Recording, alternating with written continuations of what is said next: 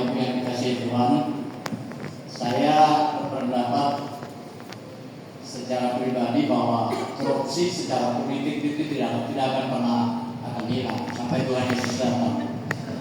Selama undang-undang kita berbicara miskin, orang terlantar itu dipelihara oleh negara. Dan yang berikutnya bertambah lagi, orang kaya sejahat apapun kalau dia punya uang itu juga dipelihara oleh negara. Nah, kalau kedua itu berjalan terus seiring, tidak akan pernah terjadi namanya hilang korupsi. Yang kedua, saya pernah kritik di KPU provinsi karena saya katakan bahwa pesta demokrasi itu akan sebaiknya dihilangkan. Kata pesta itu memberikan peluang kepada orang untuk menikmati, pasti ada uang. Jadi kalau di depan itu Pak Senator minta itu dirubah, jangan kasih pesta itu, namanya berbeda, sehingga sekalipun pesta demokrasi ini ada kecurangan terhadap kami yang pegawai negeri, kami tidak boleh menjadi pengikut dalam pelaksanaan pesta demokrasi itu, tetapi kami disuruh memilih sama dengan polisi kan itu tidak adil bagi kami sebenarnya. Tetapi karena itu adalah namanya regulasi negara ini, kita harus ikuti. Jadi saya berpandangan bahwa kedua hal itu perlu dipelajari, perlu dipertimbangkan. Saya ingat waktu kita hadir di Pak Martin Atul waktu di KPN Jakarta, kasus Pajaan, salah satu yang membicarakan bahwa kotak kosong itu dilaksanakan itu dari Kaltim. Dulu kan tidak ada itu persaingan kotak kosong itu. Ketika kita menghadap ke sana 33 orang, kebetulan saya ikut, ya kita perjuangkan itu bahwa kotak kosong itu harus dilakukan, karena kalau itu tidak dilakukan maka tidak akan ada siapa yang punya uang dia bisa beli semua kursi, tapi dia tidak mencalonkan seperti siapa itu anak orang Faruk itu.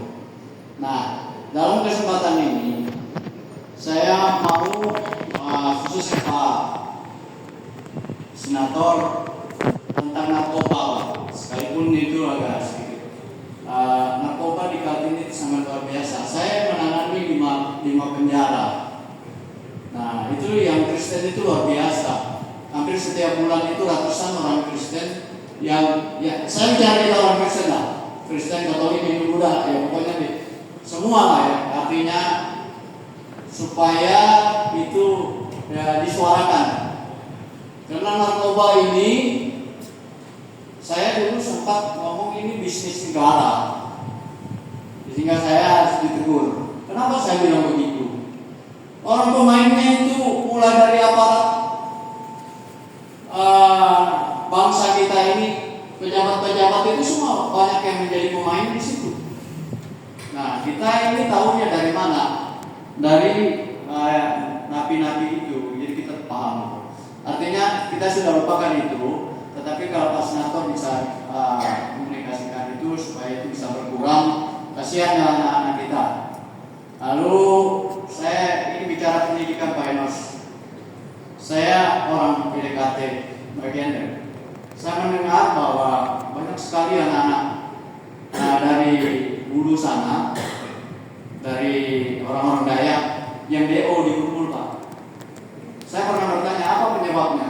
Susah ketemu dosennya, Pak.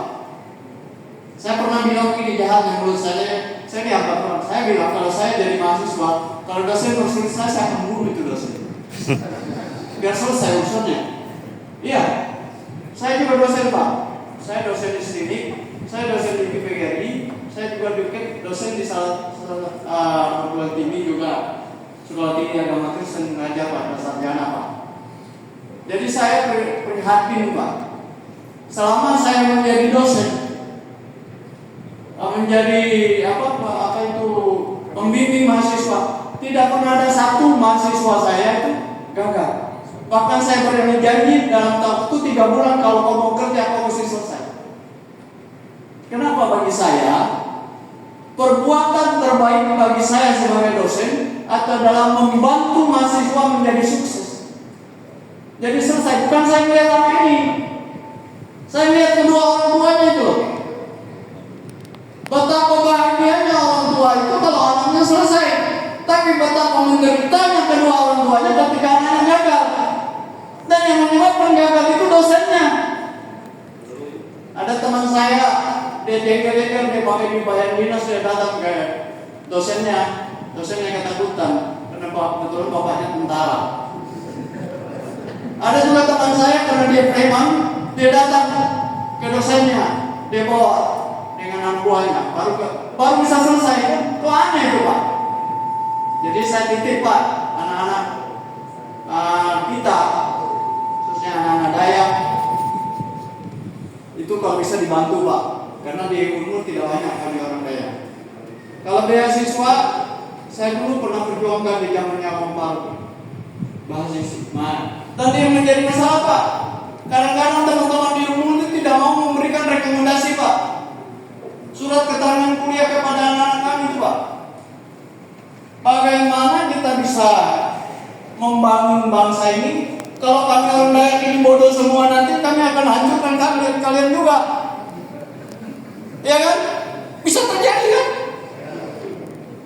Konflik itu disebabkan adanya perbedaan kesianan tadi.